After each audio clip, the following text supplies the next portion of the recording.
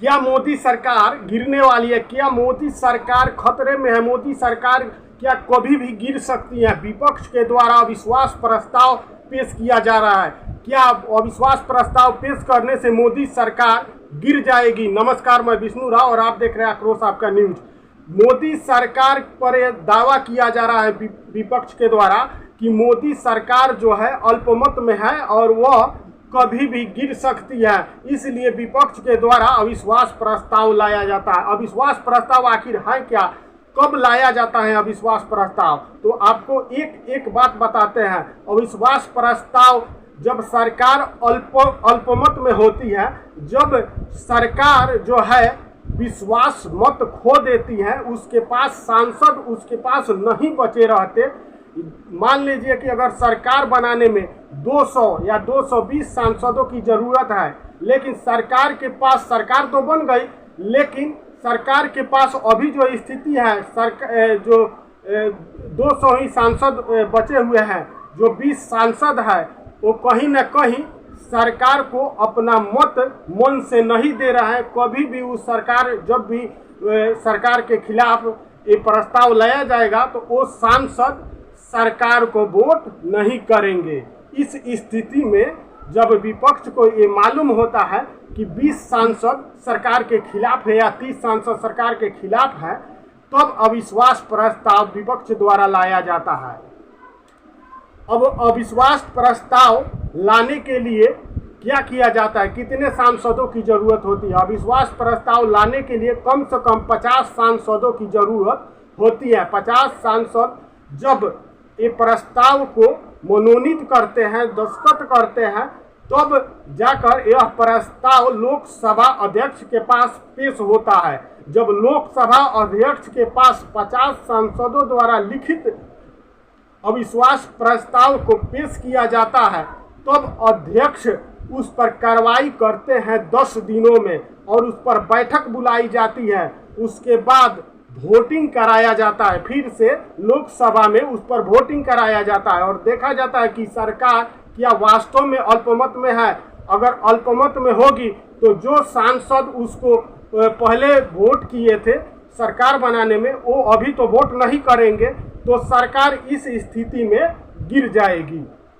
अब रह गया कि अभी क्या मोदी सरकार की स्थिति यह है कि अविश्वास प्रस्ताव लाया जा सकता है? क्या मोदी सरकार खतरे में, वह गिर सकती है?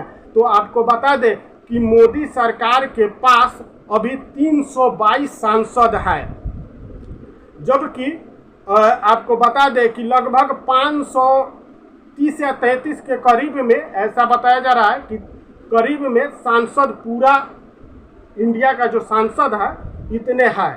तो उसमें से 500 का ही हम आंकड़ा लेते हैं, तो 500 में अगर 500 सांसद वहां मौजूद रहते हैं लोकसभा में, अगर अविश्वास प्रस्ताव लाया जाता है तो 500 सांसद ही, मान लीजिए 30 सांसद या 20 सांसद तो कभी भी अनुपस्थित रह सकते हैं।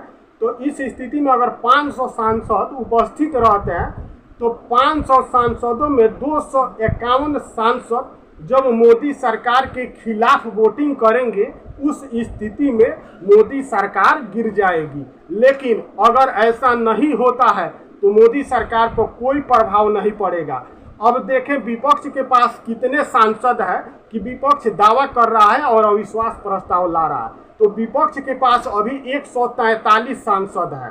सभी जो 26 पार्टियां अभी गठबंधन, अभी इंडिया के नाम से जो गठबंधन बनाया गया है, उनके पास 143 सांसद है। अगर 10 सांसद या 20 सांसद इधर उधर से भी इस गठबंधन के द्वारा लाया जाता है, तब भी मोदी सरकार पर कोई प्रभाव नहीं पड़ेगा और मोदी सरकार कोई भी खतरे में नहीं आएगी। लेकिन विपक्ष का इस प्रकार का अविश्वास प्रस्ताव लाया जा रहा है कि मोदी सरकार जो है अल्पमत में है। आखिर क्या सोचकर विपक्ष के द्वारा मोदी सरकार को अल्पमत बताया जा रहा है, ये तो विपक्ष ही जाने। लेकिन मोदी सरकार कहीं से भी अल्पमत नजर नहीं आ रही है और यह एक विपक्ष का ड्रामा ही नजर आ रहा है, क्योंकि 322 सांसद है अभी मोदी सरकार के पास और विपक्ष के पास 143 सांसद ही मौजूद है। तो इस स्थिति में 251 सांसद पूरा करना विपक्ष के बस की बात नहीं है।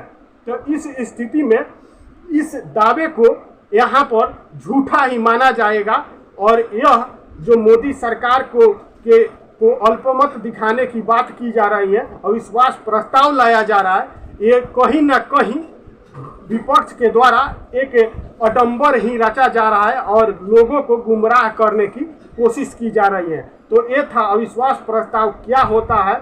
बाकी आप इस पर क्या राय रखते हैं कमेंट करके जरूर बताइएगा और चैनल पर नए हैं तो चैनल को सब्सक्राइब जरूर कीजिएगा। जय हिंद।